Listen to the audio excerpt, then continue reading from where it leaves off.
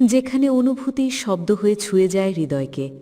আজ আমরা হারালাম এমন একজন শিল্পীকে যার কণ্ঠে ছিল মাটির গন্ধ, গ্রামের গল্প আর জীবনের গভীর অনুভূতি। পল্লীগীতি হোক বা আধুনিক গান, তার সুরে মানুষ খুঁজে পেত নিজের জীবনের প্রতিচ্ছবি। তার গাওয়া প্রতিটি গান যেন হয়ে উঠেছিল এক একটি গল্প, এক একটি স্মৃতি। রাষ্ট্র তাকে সর্বোচ্চ সম্মাননা ২১শে পদক দিয়ে সম্মানিত করেছিল, কিন্তু আজ সেই মহান কণ্ঠ চিরতরে স্তব্ধ।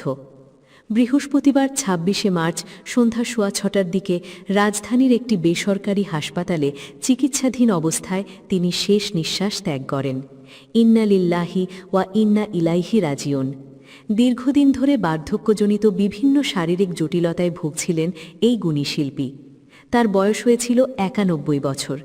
মাহবুবা রহমানের প্রয়াণে দেশের সাংস্কৃতিক অঙ্গনে এক গভীর শোকের ছায়া নেমে এসেছে। ১৯৪৭ সালে তৎকালীন অল ইন্ডিয়া রেডিওর ঢাকা কেন্দ্র থেকে যাত্রা শুরু করা এই শিল্পী ৫০ ও ৭০ দশকের রেডিও এবং চলচ্চিত্রের অসংখ্য কালোজয়ী গানের জন্য শ্রোতাদের হৃদয়ে অমর হয়ে থাকবেন। বাংলাদেশের চলচ্চিত্রের ইতিহাসে মাহবুবুর রহমানের অবদান অবিস্মরণীয়। এদেশের প্রথম সবাক চলচ্চিত্র মুখ ও মুখোশে সমর দাসের সুরে তার গাওয়া মনের বনে দোলা লাগে গানটি আজও সঙ্গীতপ্রেমীদের মুখে মুখে ফেরে। এছাড়া জহির রাইহানের কখনো আসেনি ছবিতে খান আতাউর রহমানের সুরে নিরালা রাতের প্রথম প্রহরে কিংবা তোমাকে ভালোবেসে অবশেষে কি পেলামের মতো গানগুলো তাকে কিংবদন্তির আসনে বসিয়েছে। জাগো হুয়া সাভেরা, আশিয়া, এদেশ তোমার আমার, সোনার কাজল, নবাব সিরাজউদ্দৌলা ও সাত ভাই চম্পার মতো কালোজয়ী চলচ্চিত্রের নেপথ্য কণ্ঠ দিয়ে তিনি বাংলা চলচ্চিত্র সঙ্গীতকে সমৃদ্ধ করেছেন। ব্যক্তিজীবনে মাহবুবা রহমান ১৯৫৮ সালে প্রখ্যাত চলচ্চিত্রকার ও সঙ্গীতজ্ঞ খান আতাউর রহমানের সঙ্গে বিবাহ বন্ধনে আবদ্ধ হন।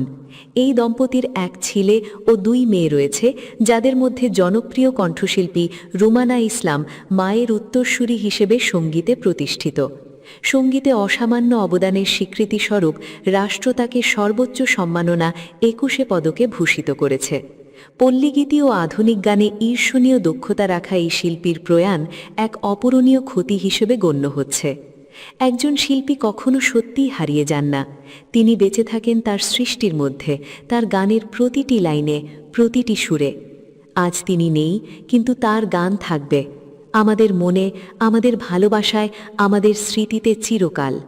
চলুন তার আত্মার শান্তি কামনা করি আর তার গাওয়া প্রিয় গানগুলো আবারও শুনে তাকে স্মরণ করি।